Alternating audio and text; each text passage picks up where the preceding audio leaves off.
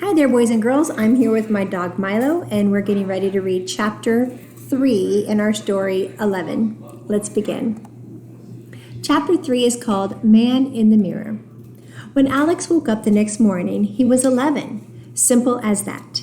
He rolled out of bed and hustled down the hall to the bathroom. He was in a hurry not only because he had to pee like a racehorse, but also because he was dying to get to the mirror and see if he looked any older.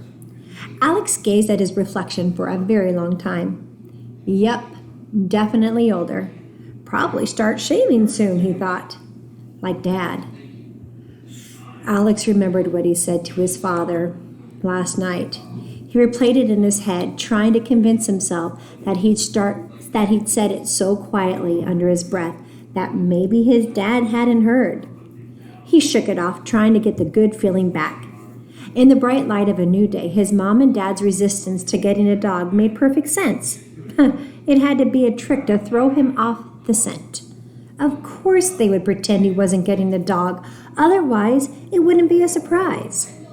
Back in his room, Alex quickly tugged on pants and a shirt, suddenly anxious to get out there. He moved so fast that he yanked the shirt off on backwards, the tag in front, and had to pull his arms in and twist it around to get it on straight. He jammed on his heelys and sped down the hall, pulling up cautiously outside the kitchen. After last night's blow-up, he had his radar on, checking for signs. Then he noticed the smell of pancakes, his favorite.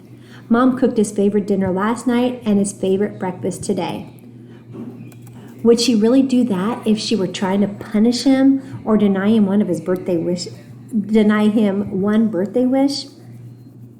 Alex breezed into the kitchen on his heelys, arms out wide like airplane wings. He spun to a stop, flopped into his chair, and guzzled his OJ, draining the glass in 3 gulps. His mom stood at the sink washing dishes, half watching the morning show on a tiny TV propped on the counter. His father's chair was pushed in, his plate gone. "Where's Dad?" he asked, banging the empty juice glass down. "Good morning to you too," she answered. There was a smile in her voice. A good sign. He grinned. "Morning, Mom. Where's Dad?" "He had the early run today." Alex sank a little. He'd been hoping to get a read on his dad this morning. "Hey, how'd I do?" His mom stood beside him, holding a huge chocolate cake on a tray. Chocolate fudge icing covered the entire cake with a ribbon of chocolate icing around the edge. "Tower to A-Dog, happy birthday," was written in green on top. There was even an icing airplane flying across the cake.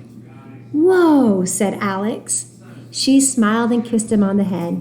"Happy birthday, sweetie." "Mom, don't call me sweetie," he laughed, but he really didn't mind. "I'm your mother, so I get to call you whatever I want, sweetie."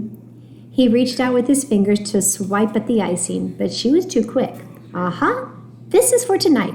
She pointed to a bakery box full of cupcakes, one for everybody in his homeroom. "Those are for school." "Awesome!" Nunu stumbled into the kitchen, sleepy-eyed, and flopped into her chair. As she drank her orange juice, she noticed the cake. "Happy birthday, Alex," she mumbled, her voice echoing inside her juice glass.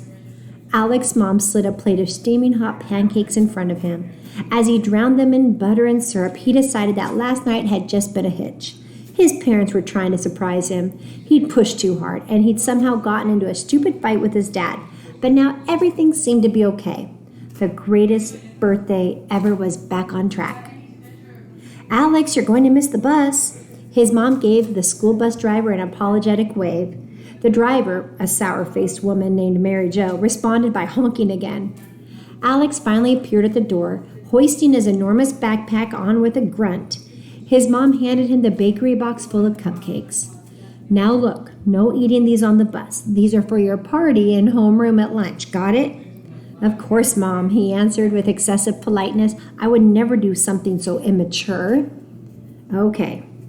I will take responsibility for these cupcakes. Now that I'm 11, I can handle that kind of responsibility. If there's one thing I am, it's responsible." "Don't go there, Alex." "I'm even responsible enough to take care of a dog." "You're definitely persistent." "That's like responsible, right?" "You'll miss your bus." She's taken this game pretty far, he thought to himself. Then he noticed she wasn't looking at him. She was avoiding eye contact, and nothing about her expression looked like she was playing a game. All of his confidence evaporated. They weren't playing games. They weren't stringing him along, holding off a big surprise. They really weren't going to get him a dog. So what are your thoughts? Do you think that he's going to get a dog for his birthday? Sounds like his mom is not dropping any hints about getting a dog. I hope he does. Well, we'll find out in Chapter 4 what happens next. We'll be reading that tomorrow. Have a great night.